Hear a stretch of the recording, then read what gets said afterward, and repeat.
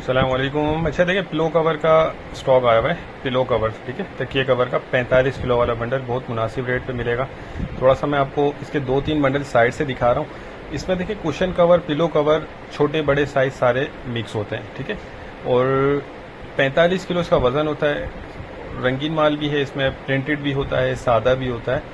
और सिर्फ 4,000 रुपये में आपको मिल जाएगा, ठीक है। बहुत मुनासिब रेट है। 4,000 रुपये में बंडल आपको 45 किलो का बंडल 4,000 में मिलेगा।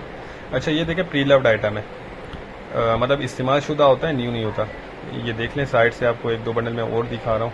इसमें ये प्रिंटेड भी नज़र आ रहे हैं, इसमें सादे भी होते हैं और बाकी जोन पैकिंग होती है। ये माल इम्पोर्टेड है लेकिन इस्तेमाल शुदा है, तो जिनको भी चाहिए वो रब्ता कर लें।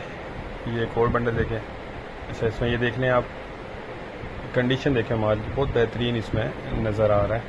और बाहर का है तो क्वालिटी वाइज बहुत अच्छी चीज़ होती है